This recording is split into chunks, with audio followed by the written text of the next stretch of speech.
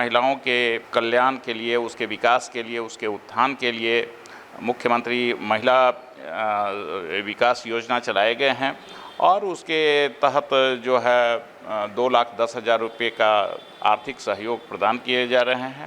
Media certification and monitoring committee आचार संहिता की घोषणा के साथ ही ये एमसीएमसी का गठित है अभी, और media certification and monitoring committee जिला पदाधिकारी की अध्यक्षता में गठित है और वह इफ़ेक्टिवली उसे लागू किए जाते हैं। इसके तहत दो तरह की बातें मॉनिटरिंग की जाती है। एक तो एडवर्टीजमेंट का, कि किसी भी राजनीतिक दल अथवा किसी राजनीतिक प्रत्याशी के द्वारा जो एडवर्टीजमेंट पेपर में प्रकाशित किए जाते हैं या किसी चैनल पे प्रकाशित किए जाते हैं, तो उस पर जो एक्सपेंडिचर आता है तो उसका जो DAVP रेट होता है उसका आकलन कर करके और उस पर व्यय उस प्रत्याशी के साथ जोड़ दिए जाते हैं। तो MCMC के द्वारा उसकी मॉनिटरिंग होती है। दूसरी बातें पेड न्यूज़ पर, कि पेड न्यूज़ की मॉनिटरिंग की जाती है और उस पर जो नोटिस किए जाते हैं और जो नियमानुकूल जो निर्वाचन आयोग के जो दिशा निर्देश होते हैं, जो मार्गदर्शिका होती है, उसके अनुरूप अपेक्षित कार्रवाई की जाती है।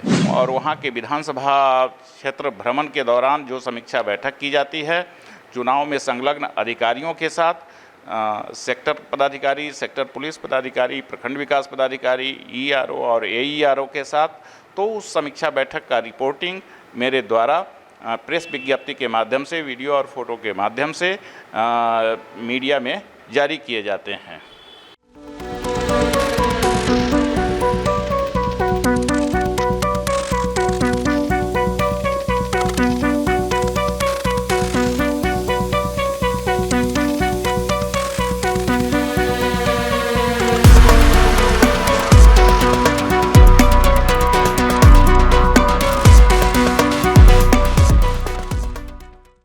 नमस्कार, मैं निशा श्री आप तमाम दर्शकों का स्वागत करती हूं फर्स्ट लुक बिहार में, जहां हम देखते हैं खबरें जो जानना ज़रूरी है। और ये जानना ज़रूरी है वाली खबरें हम आप तक पहुंचा पाते हैं क्योंकि हमारे पास भी एक माध्यम है कि किस तरह से जो प्रशासनिक गतिविधियां होती हैं उनकी जानकारी हम तक पहुंचती है, जो प्रशासन की जनसंपर्क विभाग है उसके माध्यम से।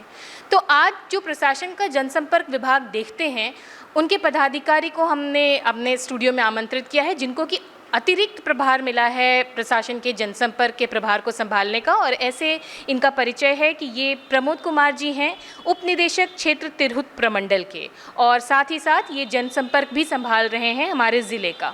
तो प्रमोद कुमार जी, सबसे पहले तो आपका बहुत बहुत स्वागत है हमारे चैनल के कार्यक्रम में। जी धन्यवाद। सबसे पहले और आपसे यही सवाल सबसे पहले बनता है कि हम तो जनता तक खबरें पहुंचाते हैं, लेकिन अगर हमको भी प्रशासन की खबरें चाहिए होती हैं तो वो हमको आपकी माध्यम से मिलती हैं। तो क्या होता है आपका प्रभार, क्या क्या दायित्व होते हैं और क्या क्या कर्तव्य होते हैं, ये ज़रा हमारी जनता को बताइए। सर्वप्रथम दायित्व तो यह होता है कि जिला प्रशासन की जो दैनिक गतिविधियां होती हैं उसे जनमानस तक अधिक से अधिक लोगों तक पहुंचाना, और इसके लिए जिलाधिकारी महोदय की अध्यक्षता में प्रतिदिन बैठक की जाती है। उस समीक्षा बैठक के अद्यतन स्थिति और प्रगति के बारे में प्रेस विज्ञप्ति के माध्यम से हम लोग प्रिंट और इलेक्ट्रॉनिक मीडिया को प्रेस विज्ञप्ति जारी करते हैं।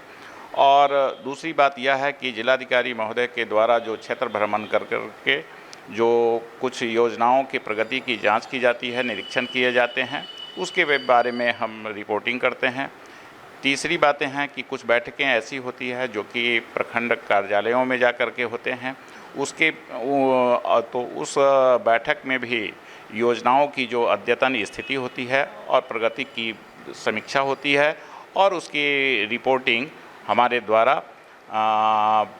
पत्रकारों को भेजे जाते हैं। उसके फ़ोटो वीडियो के साथ हम भेजते हैं ताकि उसे अधिक से अधिक जनता के बीच प्रचारित और प्रसारित किया जाए। आपने बताया कि किस तरह से कमिश्नर और DM दोनों के जो जितनी भी योजनाएं हैं, जितने भी उनके कार्य होते हैं या जितना भी वो क्षेत्र विजिट करते हैं, वो सब आपके अंतर्गत आता है और इसमें आप फ़ोटो वीडियोज़ के माध्यम से और प्रेस विज्ञप्ति के माध्यम से खबर पहुंचाते हैं। तो हमारे यहाँ ज़्यादा खबरें किस क्षेत्र से आती हैं जिनको आपको रेगुलर स्तर पर कवर करना होता ज़्यादातर खबरें सरकार की विकासात्मक और कल्याणकारी योजनाओं पर आधारित होती हैं और जिसकी उम्मीद होती है कि अधिक से अधिक जनता तक इसे प्रचारित और प्रसारित की जाए। जैसे सरकार के द्वारा हाल के दिनों में ही 125 यूनिट बिजली फ्री की गई हैं। दूसरी बात है कि पेंशनर का जो 400 रुपये का जो पेंशन प्रति माह मिलता था उसे बढ़ा करके 1100 रुपये कर दिए गए हैं।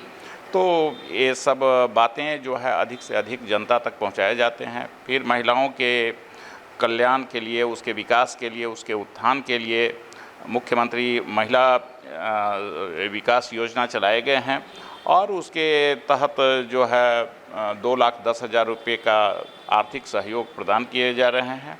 तो हम प्रयास यह करते हैं कि ये सारी जो सरकार की विकासात्मक और कल्याणकारी योजनाएं हैं उसे प्रेस विज्ञप्ति के माध्यम से, उसे प्रिंट और इलेक्ट्रॉनिक मीडिया के माध्यम से जनमानस तक पहुंचाएं। इसके अलावा आप मीडिया का हिस्सा बन गए हैं, सोशल मीडिया भी। पहले अखबार और टेलीविज़न थे, अब सोशल मीडिया है जिसमें फेसबुक और ट्विटर हैं। तो क्या सोशल मीडिया पर भी जनसंपर्क विभाग एक्टिव होता है? जी, सोशल मीडिया मुजफ्फरपुर में बहुत एक्टिव है। इसके तहत फेसबुक और ट्विटर का हम लोग उपयोग करते हैं और बाज़ाब्ता हमारे कार्यालय में सूचना भवन मुजफ्फरपुर में स्टूडियो बने हुए हैं और वहाँ पर जिला प्रशासन की जो भी गतिविधियाँ होती है तो प्रेस विज्ञप्ति को उस पर अपलोड किए जाते हैं और उसे उस माध्यम से भी, सोशल मीडिया के माध्यम से भी आम जनमानस तक पहुंचाने का प्रयास किया जाते हैं। एक तो अखबार और इलेक्ट्रॉनिक मीडिया के माध्यम से, दूसरा सोशल मीडिया के भी माध्यम से, हमारे माध्यम से भी आधिकारिक पेज डिस्ट्रिक्ट एडमिनिस्ट्रेशन मुजफ्फरपुर के माध्यम से भी उसे अपलोड किए जाते हैं ताकि अधिक से अधिक जनता तक बातें पहुँचे। दूसरी बात यह है कि सरकार के विकास और कल्याण पर आधारित बहुत से ऐसे विभाग हैं जिसके द्वारा उन योजनाओं का क्रियान्वयन और संचालन किए जाते हैं। तो उस विभाग के अधिकारियों को हमारे कार्यालय में बुलाए जाते हैं और उनके द्वारा फेसबुक लाइव किए जाते हैं, जिनके द्वारा उस संबंधित विभाग के अधिकारी अपने विभाग द्वारा संचालित योजनाओं के बारे में विस्तृत जानकारी देते हैं कि ताकि आम जनता उस योजना के बारे में अवेयर हो सके, जानकारी प्राप्त कर सके और उसका अधिक से अधिक लाभ उठा सके। प्रयास यह किए जाते हैं कि अधिक से अधिक जनता तक बातें पहुँचे और अधिक से अधिक लोग जो योग्य व्यक्ति हैं वो उसका लाभ उठावें। जी, और फिर अब हम जैसा जानते हैं कि अब आने वाले समय में बिहार विधानसभा चुनाव होना है, तो चुनाव के वक्त में फिर आपकी गतिविधि क्या रहती है? चुनाव जब आ जाते हैं तो जैसे अभी चुनाव निकट में आए हुए हैं तो जिला पदाधिकारी महोदय के द्वारा विधानसभावार समीक्षा की जा रही है चुनाव की तैयारी के संदर्भ में। तो मैं भी उनके साथ जाता हूं और वहां के विधानसभा क्षेत्र भ्रमण के दौरान जो समीक्षा बैठक की जाती है चुनाव में संलग्न अधिकारियों के साथ, सेक्टर पदाधिकारी, सेक्टर पुलिस पदाधिकारी, प्रखंड विकास पदाधिकारी, ईआरओ और एईआरओ के साथ, तो उस समीक्षा बैठक का रिपोर्टिंग मेरे द्वारा प्रेस विज्ञप्ति के माध्यम से, वीडियो और फोटो के माध्यम से मीडिया में जारी किए जाते हैं। जब चुनाव का समय आता है तो फिर आचार संहिता भी लग जाती है और आचार संहिता के वक्त में जो मीडिया हाउसेस हैं उनके ऊपर कुछ प्रोटोकॉल्स लागू होते हैं, तो क्या वो जनसंपर्क विभाग के ऊपर भी इक्वली लागू होते हैं या कुछ छूट होती है? देखिए, जैसे ही चुनाव की घोषणा हो जाती है तो वैसे ही एमसीएमसी चूँकि गठित होते हैं, media certification and monitoring committee, आचार संहिता की घोषणा के साथ ही ये एमसीएमसी गठित है अभी, और media certification and monitoring committee जिला पदाधिकारी की अध्यक्षता में गठित है और वह इफ़ेक्टिवली उसे लागू किए जाते हैं। इसके तहत दो तरह की बातें मॉनिटरिंग की जाती है।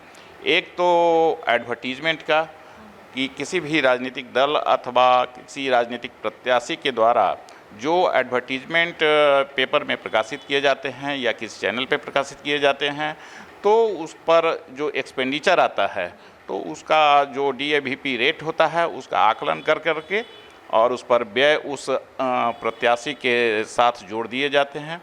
तो MCMC के द्वारा उसकी मॉनिटरिंग होती है। दूसरी बातें पेड न्यूज़ पर कि पेड न्यूज़ की मॉनिटरिंग की जाती है और उस पर जो नोटिस किए जाते हैं और जो नियमानुकूल जो निर्वाचन आयोग के जो दिशा निर्देश होते हैं, जो मार्गदर्शिका होती है, उसके अनुरूप अपेक्षित कार्रवाई की जाती है।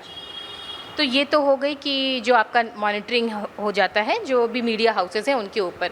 उसके अलावा चूँकि आप जनसंपर्क से जुड़े हैं और लगातार आपका जो है पत्रकारों से बातचीत होती होगी, तो आप जानते होंगे कि पत्रकारों की भी जो है वो मूलभूत कुछ समस्याएं होती हैं। तो पत्रकारों से जुड़ी कुछ कल्याणकारी योजनाएं होती हैं प्रशासन की तरफ से, जिसके बारे में फिर आप उनको अवेयर कराते हैं? जी, मेरा जनसंपर्क विभाग एक्चुअली मूलभूत रूप से मौलिक रूप से पत्रकारों से कोऑर्डिनेशन बनाए रखने और उन्हें अपेक्षित सहयोग प्रदान करते रहने का एक फैसिलिटेटर के रूप में कार्य करता है और वह एक उचित फोरम के रूप में कार्य करता है। इस दृष्टिकोण से सरकार के द्वारा जो भी पत्रकारों के कल्याण के लिए, उसके हितों के लिए जो योजनाएं संचालित होती हैं, उसका एक माध्यम जनसंपर्क विभाग होता है जिला का।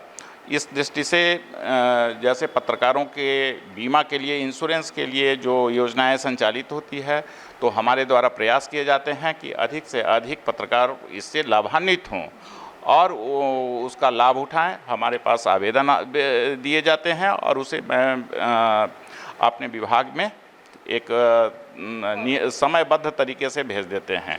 दूसरी बातें यह है कि जो रिटायर्ड पत्रकार हैं तो उनके लिए भी पेंशन का प्रावधान है, तो उस का भी आवेदन आते हैं, तो उसे भी विभाग में भेज दिए जाते हैं।